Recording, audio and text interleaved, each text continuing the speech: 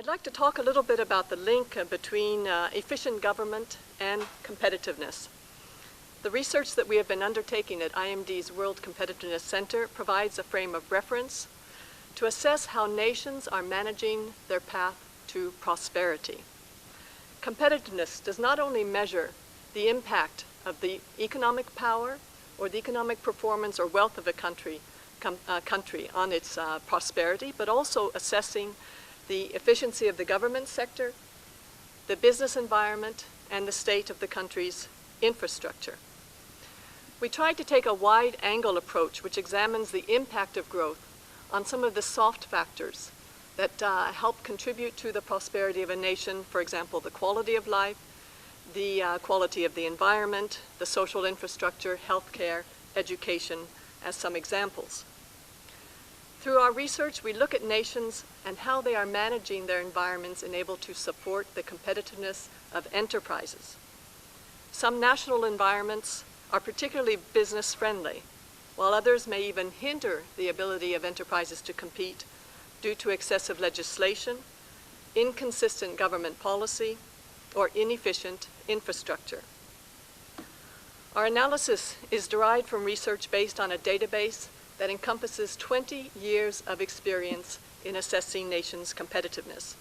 Today, we look at the competitiveness of 57 economies on the basis of over 300 indicators. Over the years, we have examined which factors contribute to improving and sustaining a country's competitiveness. This allows countries to benchmark their performance against the most competitive countries in the world. You cannot manage what you cannot measure. So in other words, we're looking at what are the best nations doing right? What are the winning nations putting into practice? Our research has helped us to identify some of those best practices that governments and businesses can implement and have implemented over the years that can lead to enhancing their national competitiveness. But for today's conference, I will only focus on those best practices that can enhance the efficiency of the government for business facilitation.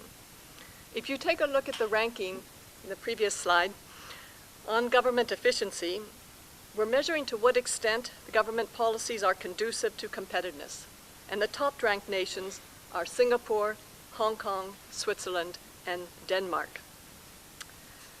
So what are some of these best practices that can enhance the efficiency of the government sector? First, the importance of sound fiscal policies that contribute to competitive corporate tax strategies that will also support entrepreneurship. The question to be asked is what environments attract and foster an entrepreneurial spirit? It's no longer enough to have just competent people. You need competitive people. A heavy tax burden may discourage entrepreneurship as well as contribute to a brain drain.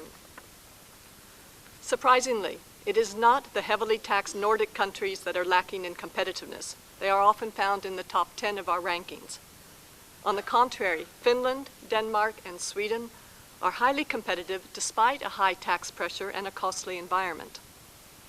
These nations offer attractive environments in terms of their state-of-the-art infrastructure, innovative technology, sound economic management, a well-educated and skilled labor force, protection of industrial and private property, and last but not least, a very high quality of life. But they also offer simplicity, straightforward administrative procedures with a high degree of predictability. Second, the importance of well-functioning and efficient institutions.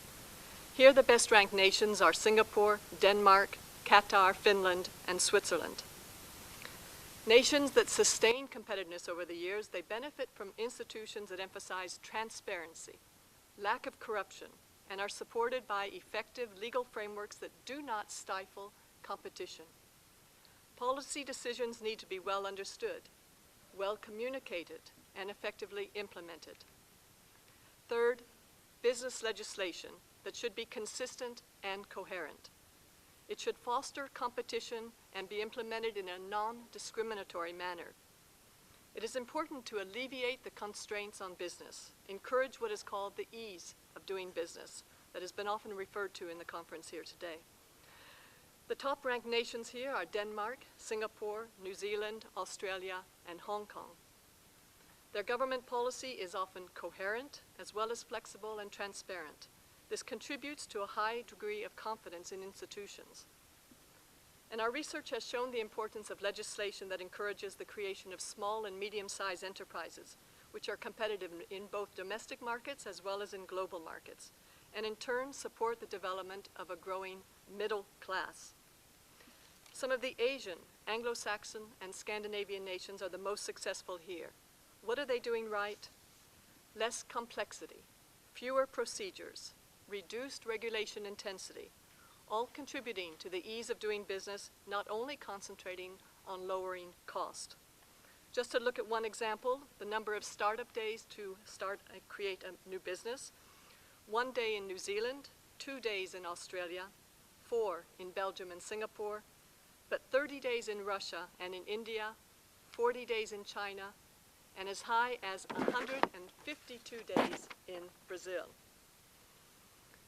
Other examples of best practices include countries that have simplified legislation for startups and also to attract foreign investment. Ireland's IDA offers a one-stop shop to avoid working through multiple agencies, and we've heard quite a bit about these one-stop shops in today's conference.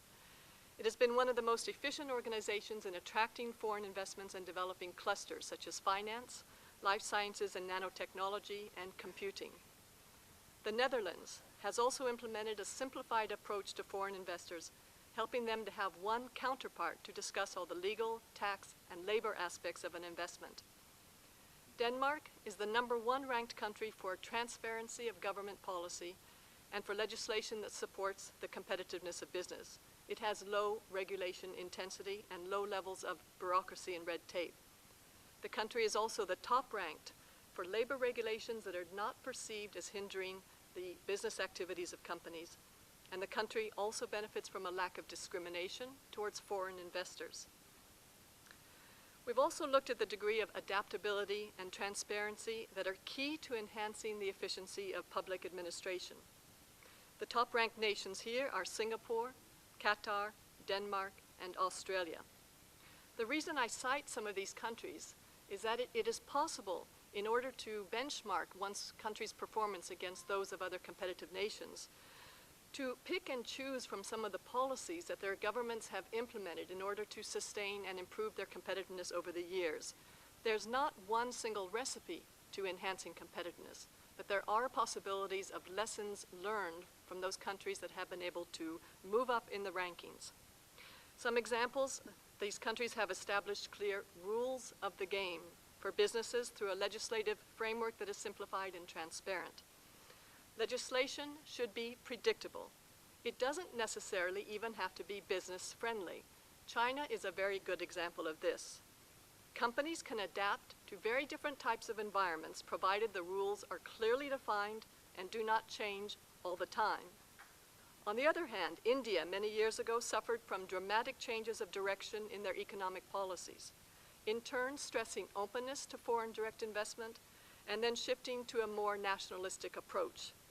At a certain stage in the 1980s, many companies even left the country, for example, IBM and Coca-Cola. If there's anything that investors hate more, it's uncertainty and unpredictability. The eradication of corruption and illegal practices should also be a priority. South Korea has established a special commission to fight corruption and improper practices.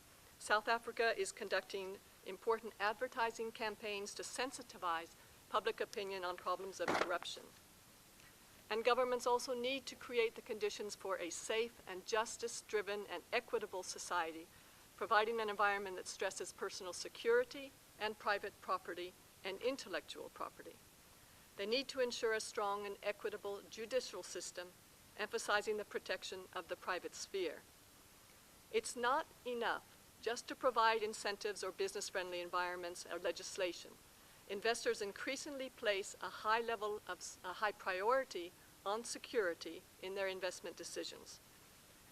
So to conclude, ladies and gentlemen, 3 main objectives. First, the capacity to reform, the political will to reform. Companies all over the world, they thrive on speed, adaptability, innovation, and resilience. Governments must do the same. Second, concentrate on the ease of doing business, not only cost. Procedures need to be simplified and regulation intensity diminished. Companies need less but smarter regulation. And third, countries need to maintain a transparent market for competitiveness. People hate things that they don't understand. Rules need to be simplified and standardized to make life easier for business. The Roman playwright Seneca once wrote, "If a man does not know what port he is steering to, no wind will be favorable to him." Thank you, Mr. President.